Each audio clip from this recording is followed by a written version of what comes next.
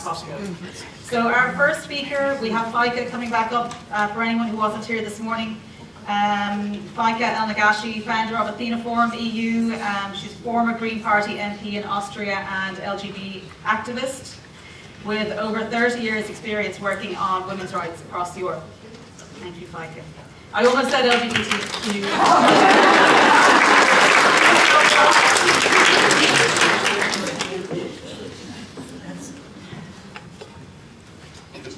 That's why they then say queer, because it's so long. Good afternoon. What an inspiring day it has already been. I'm sure I'm not the only one who would wish it would never end. So for those of you who've heard my speech in the morning, you might know what's coming. But also what I want to say for those who think that they need more of this, please go to our website, please subscribe to our newsletter, then you will get all the information about everything that we're doing, the policy briefs we're writing, the articles that we're writing, and there's this report that we published and we launched 5 months ago, and you also have this report online. There is some material also that we brought with a QR code to the report, and this report assesses what happened in the last 15 years in the European institutions, Council of Europe and European Union, so that we got to where we are now, and it also describes how bad it is where we are at the moment. So when we speak about the law in Europe, one argument that is used repeatedly is that the case for gender identity would be predetermined by the framework of human rights and European values. This is not the case.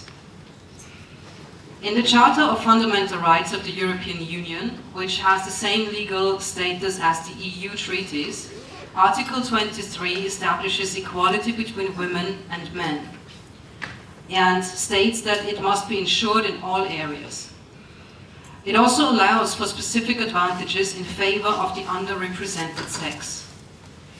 As much of the current political push is to move the discussion away from sex and towards gender and gender identity, this is a crucial point. In the treaties themselves, the language of gender identity is absent. The legal framework of the Union was built around the protection of women and men as a class defined by sex. It reflects the historical purpose of European equality law, which was to address discrimination against women. The Equal Treatment Directive on access to goods and services prohibits discrimination based on sex in access to goods and services. But it also recognizes that differences based on sex may sometimes be justified. European law allows for the possibility of single-sex services, not limited to shelters, but including a wide range of spaces where privacy, dignity, and safety are relevant considerations. At the same time, EU law can extend the effects of national policies across borders through the principle of free movement. In the Mirin case, that's our court ruling of the Court of Justice of the European Union from 2024. In the Mirin case of a dual Romanian-British citizen, the Court of Justice of the European Union ruled that when an EU citizen legally changes their name and sex, or gender as they might say in some countries, in one member state, another member state cannot refuse to recognize that change if doing so would hinder the citizen's right to free movement.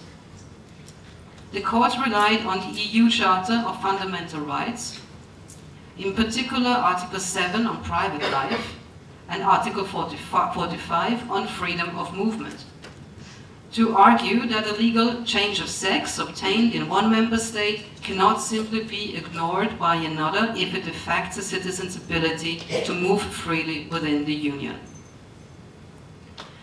If the European Union moves towards introducing gender identity into new legislative frameworks, for example through initiatives around gender-based violence. This is what I talked about briefly in the morning.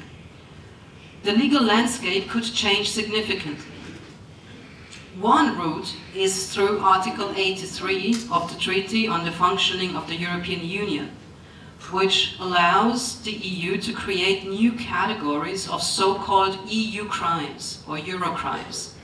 These are very serious transnational crimes such as cybercriminality, human trafficking, money laundering, weapons smuggling. The same mechanism is currently being discussed for hate speech and hate crime.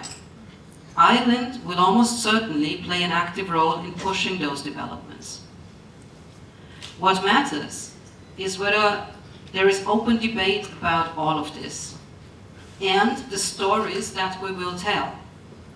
Statistics and legal texts will not move politicians or the public. They need to have the activist language translated into reality, and they need to hear how policies affect us in practice. And we have to make public just how far they have already moved into unboundaried and unhinged territory. Thank you.